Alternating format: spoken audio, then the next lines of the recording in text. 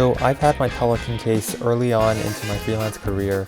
I got it from a friend when he asked, "Hey man, do you want this Pelican case? I'll give it to you for free." And I was like, hell to the yeah, but it only ended up being useful a handful of times for a couple of jobs, especially where I was carrying a bunch of light stands, bags, tripods, and other camera gear. It's not like it was a bad case and it couldn't hold all my gear, just that the pick and pluck foam makes such poor use of the space inside. In today's video, I'm going to remedy that by making my own Trekpak dividers. I first started thinking about this project when I was doing my research on what kinds of dividers I could get for my Pelican case. And I was like, these Trekpak dividers look cool, let's get them! Before realizing the completely atrocious price of $169 Canadian dollars for some foam and plastic. And then the pandemic hit, work dried up, and I just didn't really have to think about packing up gear and going out for work anymore because there was none. Looking at the Trekpak dividers they make for Pelican cases, the construction is quite simple, really. They use some thickness of corrugated plastic and laminated both sides with some high density foam for paddings and pinned everything together with some metal pins. I went to my local hardware store and picked up a sheet of corrugated plastic for $15. This one is pretty common. Now, I already had a roll of sheet foam installation that we were originally using for the camper van, but if I was to purchase new material for this project, I'd probably go with some foam that's a little thicker and higher density. For what I'm using this for, this will do. I started by measuring the depth of my case, measuring 4 inches deep for my Pelican 1520 case, and since the flutes of the corrugated plastics always remain vertical, I just cut up the entire sheet across the width.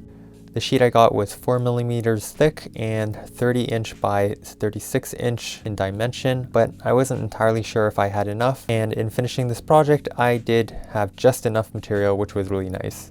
After cutting out my 4-inch sections, I started making the outer frame of the padded divider. Since this is only 4 millimeters corrugated plastic, I doubled up for some added strength and rigidity and made putting the frame together much easier so I could have 4 overlapping L's, which I would glue together into one piece.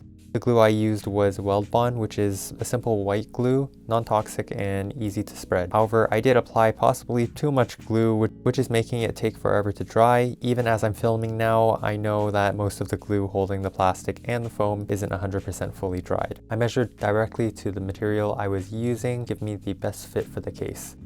This is especially tricky around the rounded corners. In cutting the corners of the L-shaped piece, I made a shallow 3 cuts, only penetrating the top layer of the plastic, allowing the bottom layer to hold the corner together. After fitting this in, I glued a couple more pieces into 2 layers for the dividers, which I can later cut down. I waited for it to dry and began cutting the 4-inch strips of my sheet foam, which I would apply later to my corrugated plastic core. Then I laid out my gear again to see exactly where I wanted to put the padded dividers and began the process of cutting the dividers and laminating the foam onto the doubled up corrugated plastic. This part is kind of boring to watch, so let's move on to what I'll be using for the pins. Since I doubled up my layers, I figured that I might as well take advantage to double up my pins as well. So when designing the pins, I made a rough sketch based on the dimensions of how the dividers would join and started drawing it in 3D. I made a test print which fits decently well, however the corners were a bit sharp, so I just rounded them out before continuing to print the rest. And in having so many dividers, I printed about 16 pins. Putting in all the dividers, I can fit quite a lot into this case now, packing in about 2 to 3 lens, a strobe or 2, chargers, and a gimbal. This is among other configurations based on the type of job I'm going to be doing. I can't believe I haven't done this earlier. I'm normally using my 20-liter Peak Design everyday bag whenever I head out for work, and overall that is a great everyday bag. However, it's not so great for work when you might have to access everything at the same time. Are these dividers that I made for my Pelican case as nice as the Trekpak dividers? Probably not, but do they work and serve the purpose I need them to? Yeah. So if you have a Pelican case lying around or looking to just get the shell and potentially make your own, I highly recommend it. This is a very budget-friendly way to go if you're in the market for a Pelican case with good dividers. That's everything for this week's video. If you like this video, be sure to hit the thumbs up down below. If you're new here and you like this type of content, consider subscribing and hitting the bell notification icon so you won't miss a video. Thanks so much for watching, everyone. I'll see you in the next video.